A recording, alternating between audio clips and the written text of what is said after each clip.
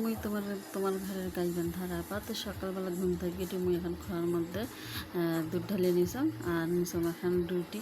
তো দুধ দিয়ে রুটি দিয়ে খান, তোরা কেটা কেটা দুধ রুটি খান মোখানা করবেন।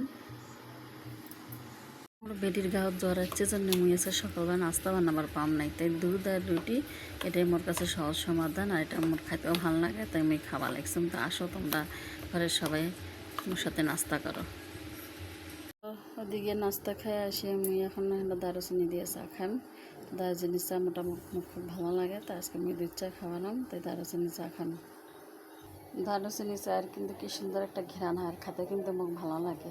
তোমরা এমগিরি বাড়ি বানে খান, দেন কেমন লাগে খেতে। আজকে মুই বুস্ট মগটা করিয়া চা খাম। আমি চাটা ঢালি নেম এখন।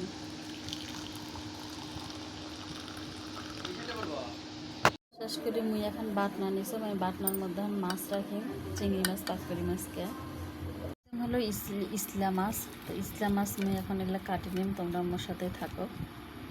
দেখো ইসলা মাছের কি দাম বাজারত। এই যে মাছ নিয়েছিলাম একটা, এটা আমি কাটিম সুন্দর করিয়ে। দেখো তোমরা অন্য করে কাটিম।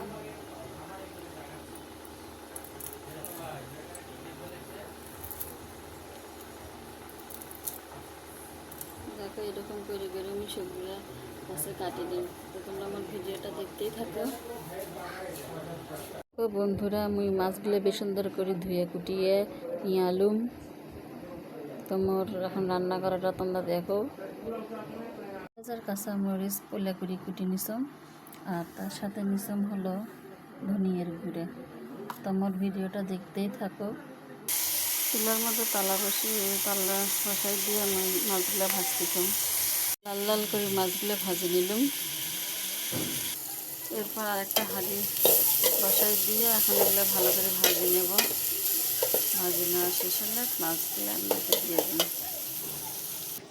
পাঁচফোড়ন নিলাম, পাঁচফোড়ন দিয়ে এখন তেলানি দিলাম। পাঁচফোড়ন দিয়ে দিলাম, লবণ হলুদ আর জিরার গুঁড়া দিয়ে দিলাম,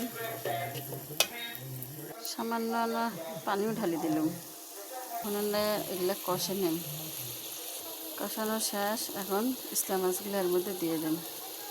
ভাজা ইসলা মাছগুলো এর মধ্যে দিয়ে দেখো নাড়তেছিলাম। সামান্য পানি ঢালি দিলাম। তো দেখো মোর ইসলা মাছ পাক করা হয়ে গেল। আর একটা ইসলা মাছ দিয়ে এক থালি ভাত খাওয়া কোনো ব্যাপারে নয়। আর এদিকে কটা বড়া ভাজি নিলাম। এত টাকা দামি চিংড়ি মাছ হাত পা গুলোকে ফেলে দেওয়া যায় না, পায়ে সেগুলো দিয়ে কটা বড়াও ভাজি নিলাম। আমার গাইবান্ধার বোন, তোমার ভিডিওটা কেমন লাগছে অবশ্যই কমেন্ট করে জানাবেন। সবাই ভালো থাকবেন। আল্লাহ হাফেজ।